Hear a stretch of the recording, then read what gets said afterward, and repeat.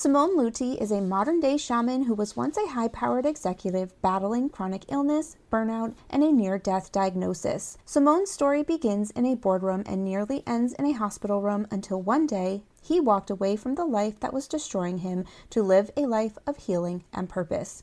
Simone is known as the Rocket Shaman, igniting deep transformation within those who are ready to reclaim their health, identity, and purpose. He is the author of the new book, Becoming the Rocket Shaman: Lessons to Healing Chronic Illness, Emotional Pain, and Burnout When Nothing Else Works. This powerful book is quickly becoming known as a survival manual for the soul and a wake-up call for a world addicted to performance and disconnection. Simone sparks inspiration to those who seek authenticity, resilience, healing, and a radical new path forward.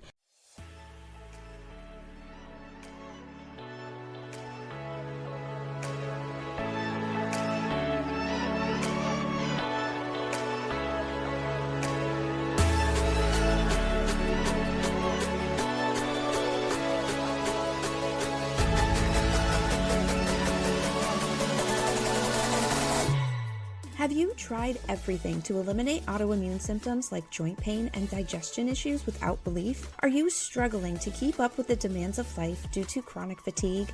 Does chronic pain keep you from doing the things you love in life? If you are feeling defeated and hopeless, you are not alone. I am Ashley Cavolo, a busy working mom who once struggled with debilitating autoimmune symptoms. I too felt like giving up after trying every possible solution without relief from symptoms like joint pain and stiffness, painful digestion issues, relentless chronic fatigue, and embarrassing brain fog. Until it was time to stop allowing the pain to control my life. I dove into the root cause of autoimmune diseases and was shocked to find the answer is not found in endless doctor visits, harsh medications, expensive supplements, or strict food lists.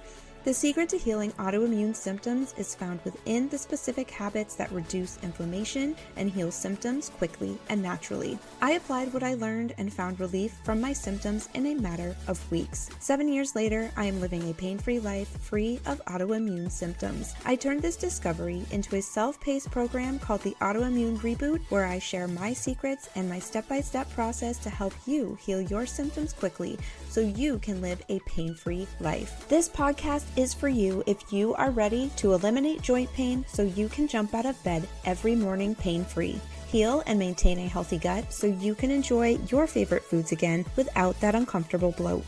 Go from no energy and endless coffee breaks to an abundance of natural energy and stamina to tackle the day. Eliminate uncomfortable autoimmune symptoms such as bloating, brain fog, constipation, diarrhea, digestion pain, inflammation, joint pain, joint stiffness, skin rashes, and many more.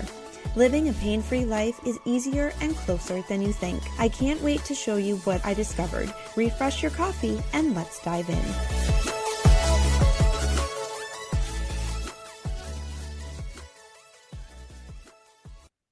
I'm excited to welcome Simone Luthi to the show. Simone, thank you for joining us today. You are known as the Rocket Shaman, and you are author of a brand new book. And you are known for igniting deep transformation within those who are ready to reclaim their health, identity, and purpose. And your life leading up to this transformation looked quite different than it does today, filled with a high-stress career, chronic illness, and a near-death diagnosis. I would love for you to share what your life was like before you became known as the Rocket Shaman. Oh, it's a privilege to join you, Ashley. I think I may be the first shaman on your podcast. And for me, that word Yes. simply means someone who helps others find their way back to themselves. And my path here came through my own autoimmune crisis and cancer. So conventional medicine couldn't give me all the answers. And so I turned to energy medicine, shamanic practices, and deep inner work, shadow work, really.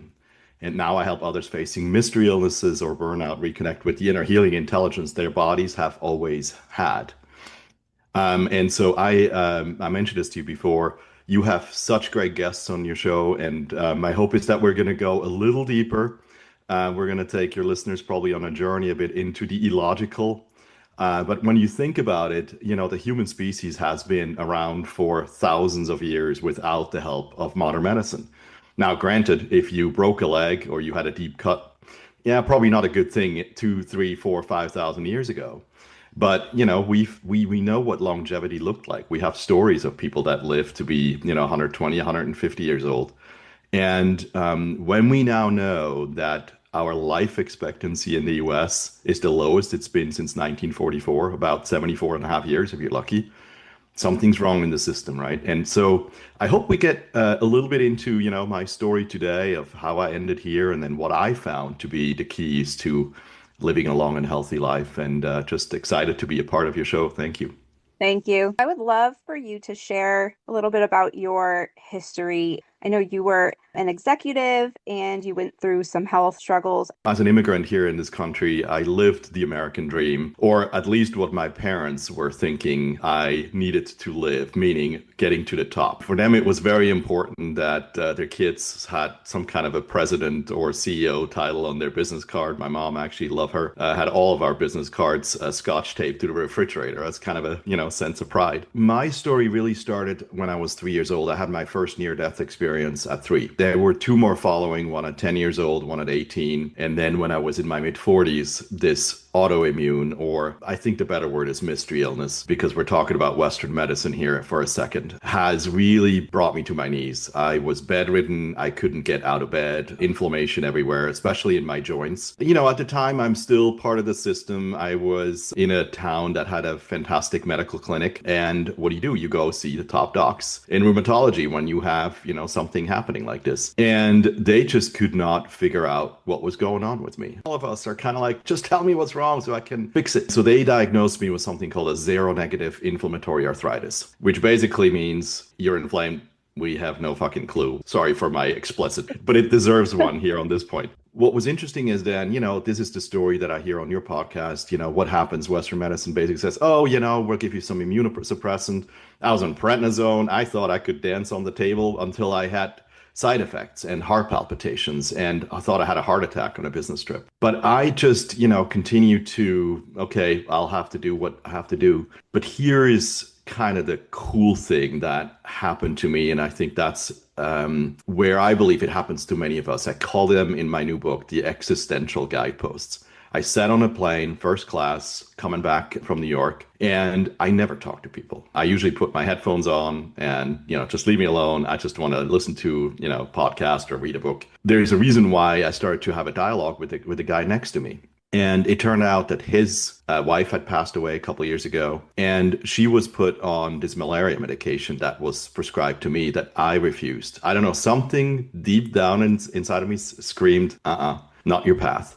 Because I think the doctor mentioned something even that, oh, you could go blind from it. And I'm like, my eyes are the only thing that are working. Why in the world would I mess with that? So hearing his wife's story and how she went on the medication and then developed lupus and all kinds and cancer and 5 years later passed away. And she was the same age as I was. Like, that stops you in your tracks, right? And I just knew that I probably had to go a different illogical route. Now, granted, that unraveled my entire marriage because I decided I wasn't going to go to traditional treatment. And then through my brother was introduced to the magical or mystical ways of energy medicine, and went to a seminar by Alberto Villoldo. Maybe some of you have heard of him. He's an author and a neo-shaman, and he has brought the knowledge of the shamans from Peru back to the Western world. And he did the first, what they call the Grow a New Body seminar that talked about detox, talked about changes of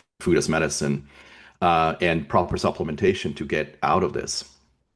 And I was just amazed in terms of all the different treatment options that were available in Europe that weren't available in Germany. And if you want, we can obviously go deeper. But just to say, one of your guests a couple episodes ago said something profound that I actually disagree with. So I preface this. He said something about that autoimmune is not curable, that you can only go into remission. I think that's a big lie. And I respectfully disagree, because think of it also as a fear-based. If you go into your healing journey to go, I'm never going to be healed, you're never going to heal, because the mind is way, way, way more powerful. Going into it to like, I'm gonna beat this. I'm gonna get to the root cause, and I can heal myself. And I say this often: I could heal myself, and so can you. I am now completely, I guess, free of this. I don't have any inflammation. Don't take any supplements. It's just a matter of, and that's the hard part, is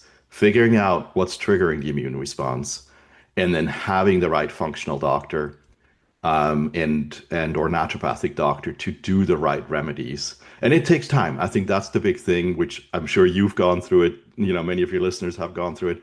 It takes time. It's not the quick pop a pill and you feel better by tomorrow. It's a, you know, couple months. And in my case, I think it probably took a year or two. But here I am, completely healed, talking to you. I really love that you brought up this topic of can we heal? I find it's a very sensitive topic. There is a lot of fear there. You know, it's a tough It world out there. is. It is hard for somebody who's struggling to figure out what that first step is when that is the world we live in. How you approach that first step and your path forward is the catalyst for the rest of your life and your health. So I think it's important that the listeners find that mindset and that path that feels right to them. I think healing is a very personal Hmm. thing for each of us, right?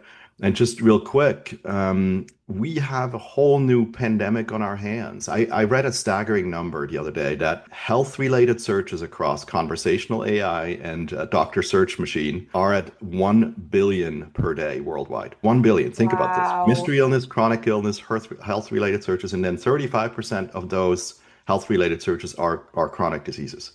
35%. I mean, that just gives you how many people are out there. And I mean, I'm pretty active on social media. And yes, I have to also reword my things because some stuff just doesn't get out there. But like, I mean, it's staggering the amount of folks that are posting, you know, nothing's working. I feel all alone. Everybody else tells me I'm fine. I'm being gaslit by the system and having to use social media as an outlet just because they don't know what else to do is just sad. That's why I'm doing what I'm doing. That's why I wrote this book to really help a bit with a roadmap of what else you could try when nothing else works. That's great. And I'm seeing the same thing too. When I go in the social media, Facebook pages, it's all the same stories over and over and over Mhm. again. What was the catalyst or the moment when you realized something needed to change when it came to your health?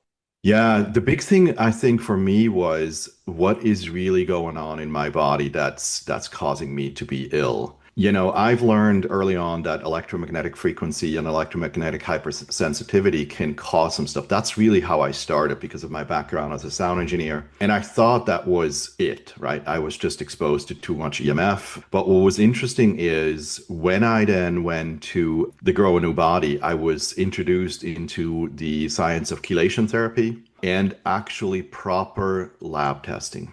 And that's another thing that frustrates me about this country is that all these lab tests are available, but it's hard to find and insurance doesn't pay for them. You know, some of them can be 500, $600. So I had to go to Europe, also serendipitously ended up in this clinic, even though I am from Switzerland, I had never heard of them before. And they did, you know, three main tests. One was heavy metal. So to test the system for heavy metals, they looked at environmental toxins and they looked at food allergies. That gave me for the first time like, oh, this is really what's going on. Like my arsenic levels were sky high. You know, I mean, you've talked about it with some guests on you know the heavy metals and some of the other toxins that can cause a lot of these autoimmunes in the first place and then flare-ups again. So in my case, you know, it was recommended that you get all the metals out. I even had, you know, root canals and metal implants. You have to do that with a dentist, a biological dentist that know what they're doing because you don't want to re-poison yourself as they're basically taking amalgam out. But I was shocked. You know, mercury was one thing. I lived in the Northwest, love sushi, you know, too much tuna, probably. And, you know, but my detox pathways were blocked. So I couldn't actually naturally get rid of them. And then the environmental toxins were just, you know, like all of us. I mean, it's hard these days to really stay a healthy life. You can, you know, obviously buy organic foods and you can go to the farmer's market, but you know, it's not always that produce is actually organic because the farmer Mm. next door sprays and then, you know, here we go. So again, this is not about fear and doom and gloom. It's just more the reality of the world we live in. But in my case, what was cool about it, I underwent the first couple treatments of chelation.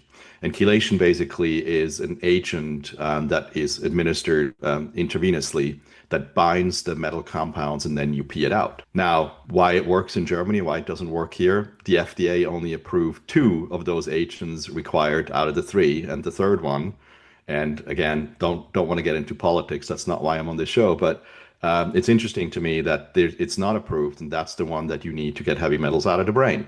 At the same token, we talk about, Alzheimer's and cognitive age-related diseases that can also be preventable if the brain is just in a healthy state. So again, long story short, I was able to get help there by being properly tested and then having the detox protocols to get heavy metals and environmental toxins out. Changed my home environment to also ensure that, there was no mold. I had Lyme disease as well, I think, on top of everything else. And then the hardest part for me, and I'm sure I'm speaking to many of you, is changing the way we eat. I am in Switzerland. We eat 3 meals a day. 2 meals of those are bread, butter, cheese, yogurt. That kind of stuff. And having to switch sort of your brain from the morning into like you're craving something to go, okay, I gotta go the green smoothie train. I gotta get better proteins in. I gotta, take gluten is an issue in the States even more so than in Europe. It's there too. But making that switch. But what's interesting is once you start retraining yourself and you stick with it, it's interesting that I now crave the green smoothies in the morning, and I never thought I would, be able to muster that. It was like, but you figure out a recipe that works for you. And funny enough, at work, they started to call me the green smoothie evangelist because it just was a big thing for me that worked. Changing your taste buds, getting used to the different flavors. We are so used to added sugars, the chemicals. I have found, like you said, those recipes that work for me. A smoothie, never thought a smoothie would fill me up in the morning, but I found ways to add fiber and protein and healthy fats. So it's actually nourishing and satisfying, and I can go, until lunchtime with a proper smoothie. It's really about retraining how you look at food, being open to new flavors. So I think that's a hard hurdle to get over. But once you do, it opens you up to a whole new world. Well, on my Um, website, I actually give away my little recipe ebook called Rocket Fuel. So if you're interested in, you can just go on my yeah. website and Okay. download it from there because I kind of share my favorite recipe. Because when I was diagnosed, the hardest part was, okay, we ate really clean and really healthy during that week. Now I'm coming back to my home environment with my family. What do I eat? How do I keep up? And at the time, it was really hard to actually find good recipe books from other autoimmune warriors that went through and said, try this, try that. So luckily, that's now passed. But at the time, I just started to put it together. So I'm also curious, are there any other treatments that you haven't mentioned yet in Europe that you discovered in your journey that helped you or that you realized should be available to everybody and they are not? yeah, it's a little bit of a rabbit hole. There's ever emerging technologies as intravenous laser. There's a company that produces that laser that also had to actually get out of Germany because they were starting to get negative press, but they were actually the only ones that could cure, so to speak, COVID. So people that were on a ventilator during the time in the ICU, they got them off in 2 days by using high dose of B vitamins administered with a blue laser. There's clinical studies about there; it's proven. But again, the world had a different approach. What I'm saying and why I'm sharing this, not to be again political. This is not why I'm on this show. It's not who I am. But it's just interesting that a lot of these treatments and options are available outside of the US. You just need to know how to find it, where to find it. My frustration is more, it's here. Like we could Mhm. literally end the pandemic of autoimmune and chronic disease if we were actually able to listen to our other Western and even Eastern partners to some degree, right? Yeah. Um, but I think the most profound healing technique that I have found is also the most simplest one. And that's why I shared about the fear-based world and how are we actually approaching our life? How are we approaching our thought patterns?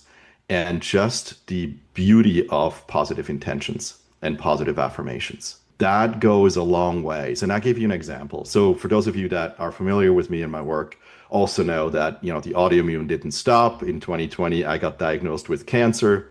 And I had a bit of a WTF moment, like, what else do I have to go through? It is those guideposts that come up that when we're not in congruence, sometimes an autoimmune is also a sign, hey, you're actually not living your life purpose. You're not there doing the work that your soul is meant to be doing, and it stops you, right? It's a kind of a Mm. hello, pay attention.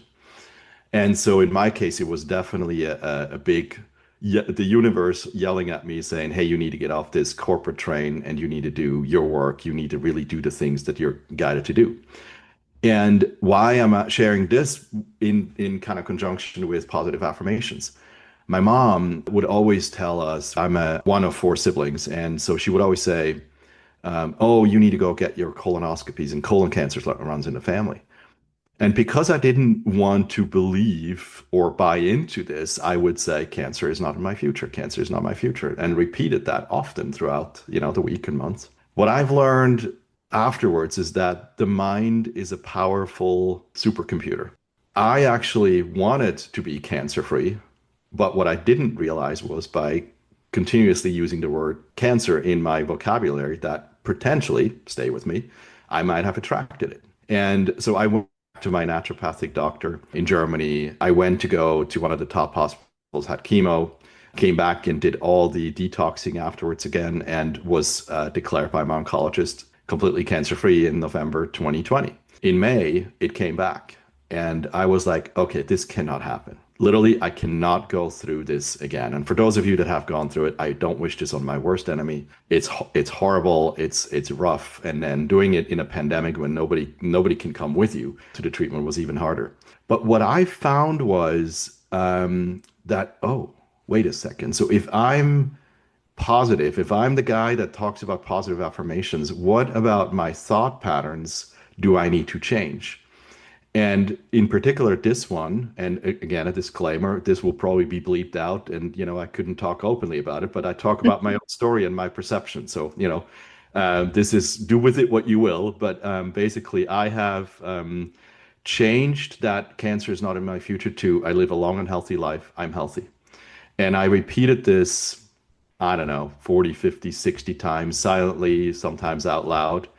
And within about 30 to 40 days, that lump in my throat that was the first signal of the cancer in the first place was gone. And I have been Oh, cancer free for 5 years, not planning for any of this to come back. Now, some people will call humbug on this. I just feel it is another tool that people can use in their toolkit. The beauty of it, you don't even have to believe it. But the positive mind, is something that is or seems way more powerful than we probably and any of us probably recognize. And I think the reason that is, and this may be important just to, drive that point home, there's a fantastic scientist in Japan, his name escapes me right now, that did an experiment on water. And he had two, and maybe you've seen it, right? So two water yes. glasses, you write on one, you're beautiful, I love you, and on the other one, you're ugly, I hate you.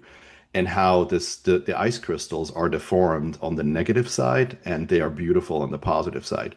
So when you think about that our body is 80% liquid and you start putting positive thoughts in your head about who you are, you're beautiful, I love myself, I'm healthy, you think that that cannot have an impact on it, I would argue then you're missing the point. And if we, I think, can do more of the positive affirmations in anything, whether this is about us, about our bodies, about our health, about our relationships, our vocation, man, where could we in the world be? But it starts with us, right? And so you have every day the choice to get up and say, I love myself, I love myself, I love myself, I'm healthy, I'm healthy, I'm healthy. And maybe just my personal challenge to all of you listening out there, try it. Do it for 30 days and, put some words in the comments, get back with Ashley, see how you're feeling. I guarantee you will feel a difference. Similar to this study, and I cannot recall who the study was by, they studied cells and they determined that energy and thoughts are connected. Our cells are energy. They produce energy. We are made up of energy, and your thoughts trigger certain energies. It's all connected. We don't think about that when we're living our daily lives. We wake up, we're going, going, going. We're eating a donut on the road. We don't think about ourselves as we're going through our day, but our cells are who we are. And if we're not treating ourselves properly down to our cellular level, we're not going to react the way we're built to react. I think that's Absolutely right. incredible. It gets your Absolutely right. mind thinking in a different perspective. I'd love to find out how your journey shaped you into becoming the rocket shaman and who you are today. Yeah, I would love to. So, I went into this Grow a New Body seminar with not knowing anything about energy medicine. What is shamanism? What does a shaman actually even do? I was very much in corporate world. I was a dad. I was raising my kids. I was in church. It was like not one of those things that ever crossed my mind. And so this was the first treatment I think I've received myself. And really, there's different techniques that are out there, but the one in particular that stood out to me was the ability to influence your nervous system and your cell levels or cell health through removing of traumatic patterns in your life and in your past life, and then stay with me. So there's a little bit of I think even science is catching up, the word epigenetics, you may have heard, right?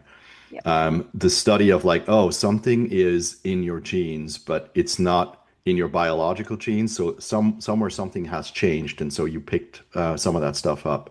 And so that's where I started to pay attention to like, oh, I actually, feel different. I feel lighter. Stuff is starting to break free and understanding my past lives and how I actually lived my life and were some of the traumatic experiences.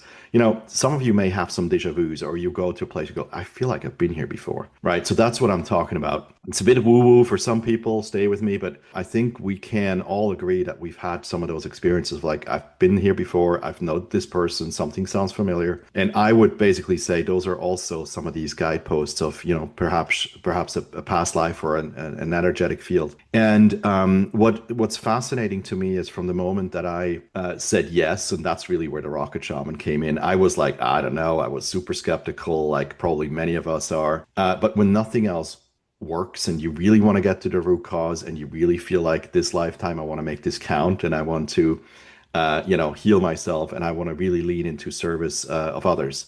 That's kind of when a whole door opened up to me, right? And these, I would say, shamans, tribal healers, and shaman basically just is a very ancient Siberian term that says, the one who sees, the one who knows, right? It has kind of some negative, and there's some also full disclaimer. There are some people out there. People use your discernment, use your intelligence, use your intuition when you go see somebody. Is this person actually in positive spirit, I guess, positive intentions? Is the ego there, or is it really somebody that knows what they're doing? You will know, because unfortunately, like any doctors in the medical, there's also some not so, I guess, great people out there in my field. But in my case, it was so interesting for me to be able to understand my patterns, understand what was going on, and how much of my upbringing, my conditioning, even some past lives have actually contributed to the place of this autoimmune and this cancer. And it all brought me back to my past now, right? If you told me 10 years ago, I would be a best-selling author and I would be talking to people like you about my healing journey. And I would be, working people, coaching people through their professional and their personal journeys, I would have said, no. There's no way I'm doing this, but here I am. Maybe the other thing that is super, super interesting about being a shaman and helping others, it's about this generational conditioning. If you think about from the moment we are born, we are bombarded with information, good or bad, expectations from mom and dad, and then we go through school, and then we have the first maybe heartbreak, or a friend is mean to us, and we have the first trauma, and then you go on and on. We never really questioned that any of these experiences could have more than just a negative emotional impact to it. More often than not, I experience when I work with clients that conditioning, that mask that we have put on, we never really question it. And so part of my work is to help people to find themselves in the process, send this inherited information and or false conditioning back to its source and say, this is no longer mine to carry. This is not who I am. This is not innately who I want to be. And so by rewriting this story and giving some of that energy back to source where it came from, you can then start to really reimagine your life, and you can start to, Alberto says this, you can dream your life into being. And there's truth to that, right? So if you can get to just the point of I'm not the victim of my circumstances, it's a guidepost, it's a sign for me that I need to make some changes. Mm. You can use a lot of that. And I write in the book, there's lots of rituals and things that you can use as well. I found that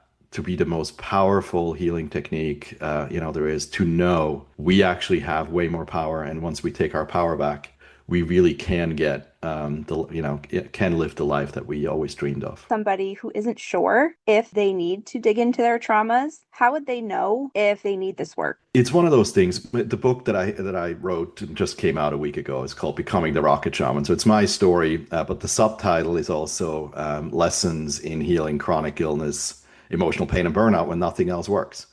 So the question is, where are you on your healing journey? Do you feel like things are working or things are not working? And in my case, nothing was working, and the answers I got didn't feel intuitively correct. So I would say seek help when you really are looking at deeper ways of healing, really get to the root cause of it, not just on the physical side, but on the emotional side as well.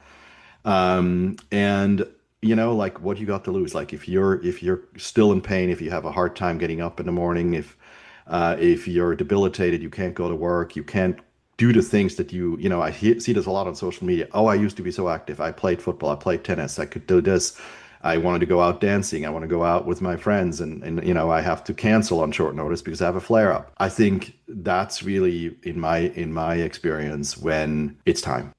It's time. I speak to this as well in social media, in my podcast episodes, and I really stress the importance of thinking about the time spent waiting for medication to start working, waiting for a diagnosis. Just imagine if you used that time to work on yourself, to dig into those traumas, dig into your past, dig into what's not working, and recognize that there is another path. And just taking those first steps down that other path is a great start. And you're not alone, right? I think the beauty of all of this, the community you're building when I'm out there, even on social media. Yes, there's many that are complaining about these symptoms, but we are many. We're not alone. You are not alone, right? And so when you start really digging into the possibilities, and if you have the courage to just put a filter on Western medicine's dialogue for just a moment, right? I'm not saying abandon it. Oh, don't go and abandon, but like, just put a filter on it and start to look at it with a critical mind to say, has it really helped me, or am I, after 2 years, 3 years, 5 years, 10 years, still in this endless loop? Maybe that's the time to get off the train and start a different approach. What is the saying? What the definition of proverbial insanity is, like, trying the same thing over and over again and expect a different outcome.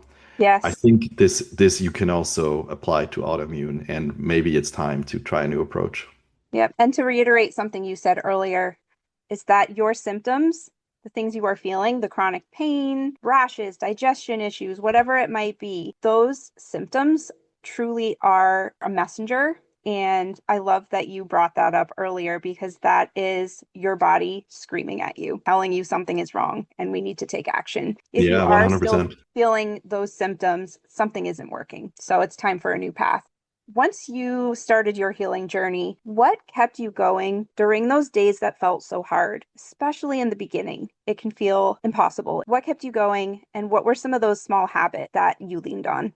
It's a great question. I have to think back. Probably in the beginning, it was just, you have to keep going because you're a dad. You raise kids. You have to put food on the table. You gotta push through. I think most of us probably can associate with that, right? And relate to, it's like, just push through. Just push through. You can do it. You can do it. I think that's probably been a lot of the catalyst. But early on in this journey, as I said, I've been introduced to the beautiful work of Louise Hay, Positive Affirmations. You can heal your life and you can heal your body.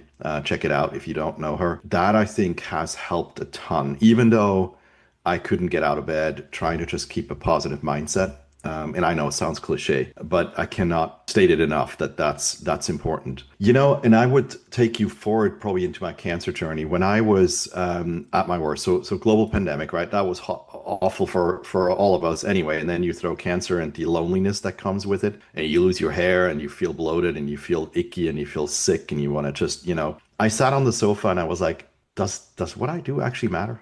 Like, why am I here? Like, had a good life, raised my kids, make good money, had a distinguished career. Like, why am I still here? And that really deep, question rattled me at my core. And I was like, you know what? No, I'm not gonna die at, in my early 50s. This isn't how I'm gonna go. This is not my story. And I think that was the beginning of this little seed that sprouted inside of me that I was like, all right, what is the story that I'm telling myself? What have I been living so far, right? You go and grow up and you go to school, and you go to college, and you get a good paying job, and you get married and you have kids, right? And so this midlife crisis, I think for some of us, for me, it was like, okay, this can't be it. I need to really change how I frame myself. This was really the beginning of this process that I now teach of, rewrite your story. What is true?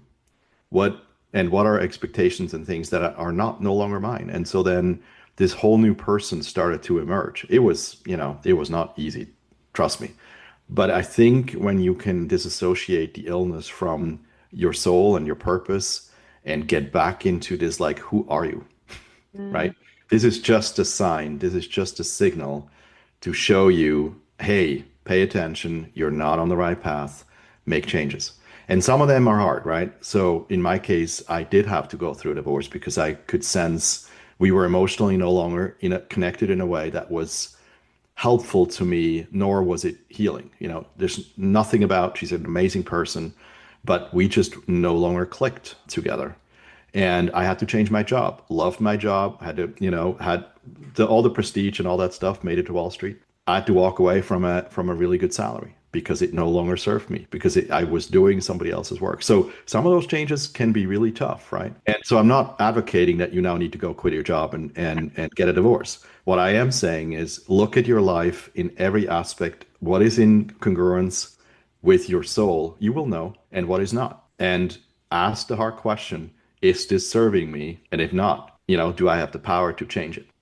All of us who have gone through a healing journey can relate to each other in that aspect, and it's becoming a recurring theme that I'm noticing. I myself had to step away from certain environments, certain jobs, and even in the recent past, I found myself doing the same thing because I could feel that energy and the way it was affecting me creep back in. It's really incredible. Once you get over some of those symptoms, the chronic pain, you're so focused on the pain, you start to realize the energies and what things in your environment are affecting your body. And you can start to tweak what you allow in and shape those boundaries. And I think that is such an incredible feeling because you start to feel like you have control over what your life looks and feels like. I'm happy you mentioned that. So thank you. Yeah, right. And maybe just one more thing to mention to that.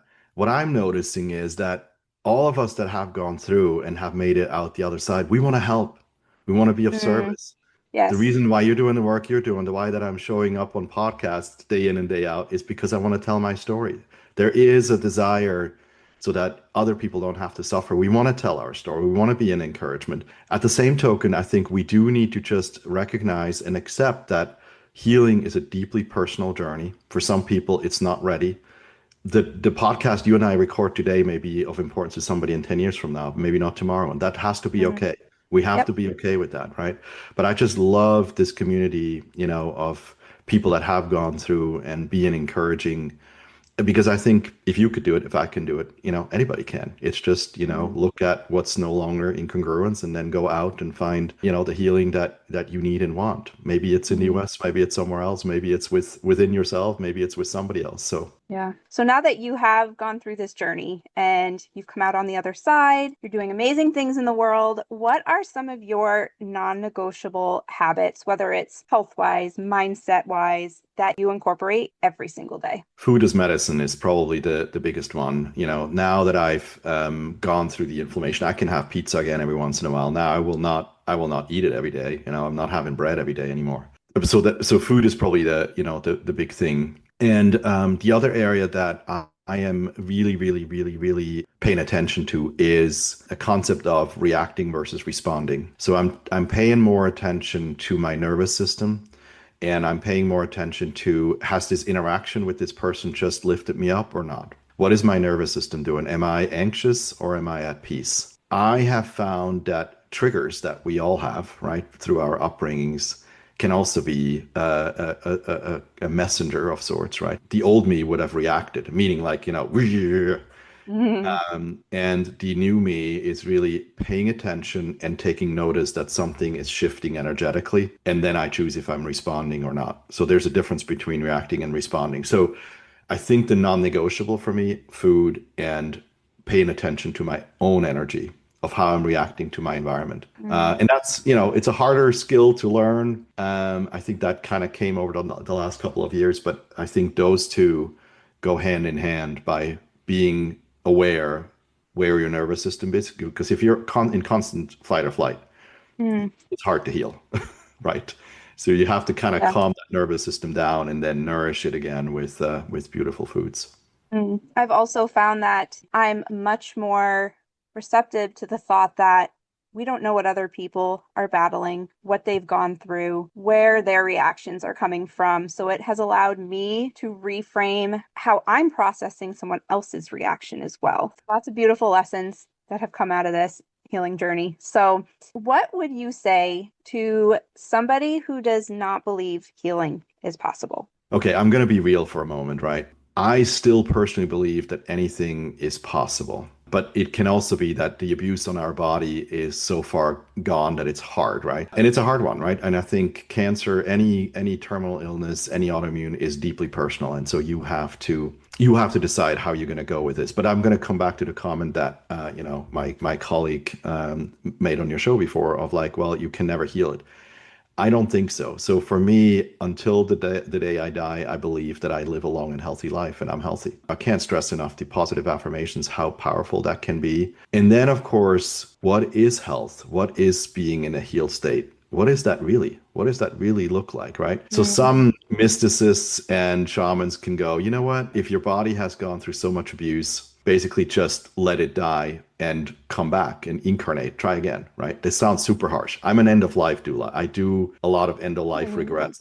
So this isn't just something I say. I see it, at the end of someone's life. But I would say to really stay with the theme of where I found healing is find a positive affirmation that works for you. And then ask yourself, what is healing actually looking like? And is it because you want to be healthy so you can do things again that you couldn't do before? Can you experience those in other ways, right? So it's all sometimes a bit of an illusion. Now, if you have pain and it's constant and you're reminded and you're achy and all that, it's hard to stay positive. I get it. I'm just saying that's a choice you have. When everything else falls apart in your life, when everything else feels like it's not going the way you want, in the way you think, in the way you get up in the morning. Even today, I'm in Seattle. It's not raining yet. It's a positive morning, and we just comment on the fact that the birds are singing outside, right? You can take joy in the simple things of just laying in bed and going, oh, wow, look, the birds are alive. And I think Mm. that sounds cliche or whatnot, but I feel like when the body starts to give out, the mind is still very active and use it. Use it to your Mm. benefit. Touching on what you've just said, always ask questions. If you find a concrete answer, ask yourself, well, is that the answer? Or is that We true or don't, not? Right? Yeah. we don't really know. I think we'd be naive to think we know everything. Even the science, do we really know? We don't. Yeah. And Yeah. have an open mind. Sometimes the answer you're given isn't always the only answer. That's right. So, thank you so much for being here today. Is there anything else you would like to share with the listeners? Yeah, listen, I just again want to iterate. If you didn't hear it before, I say it again. If I could heal myself, so can you. I wrote this book so that you don't have to suffer like I did. I wish I had this book before. Again, it's part memoir, part rituals, part practical examples, part diary. And, this isn't about book sales for me, right? This is really about getting this book out into the hands of millions. That was how I manifested this so that you know that there is hope. There is a story from another fellow survivor. There's somebody that went through hell and back and is here to tell the story. And, maybe you will find yourself in some of my stories and some of my suggestions. And if I can be of help in any way, shape, or form, I made this really quitting my corporate job, made it my mission to lean into this community of autoimmune warriors, and if I can be of help in any way, shape, or form, I'm sure it will probably be in the show notes. Send me an email, give me a call, check out, and yeah, that will be my encouragement. Find somebody, whether it's me or somebody else, that can guide you gently on maybe a new direction. Yeah. And we can give somebody a food list, but if we're not digging into, as we said, traumas, mindset, that's only a small piece of the puzzle. This book is going to be life-changing for so many people. So I will certainly share the links in the show notes so everybody can connect with you. Can you share what social medias you're on as well, if you don't Yeah, mind? absolutely. Well, thank you, Ashley, for having me. And again, this is such a great show. Thank you for doing this, day in and day out. You're just such a big light in this, sea of uncertainty with autoimmune and chronic illness. So I have focused mainly on three things. I'm on LinkedIn, I'm on TikTok, and I'm on Instagram at the Rocket Shaman. And yeah, feel free to follow me, interact with me there. Those are the three that I find this sort of where my tribe is most active. Thank you so much. We'll share all the links so they can connect with you and find the book. Thank you so much, Simone. I appreciate it. Thanks, Ashley, for having me.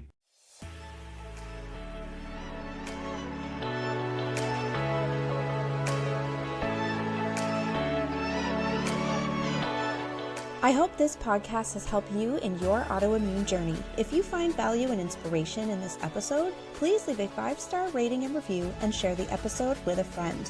When you do, you are helping this podcast reach people around the world who are ready to live a pain-free life.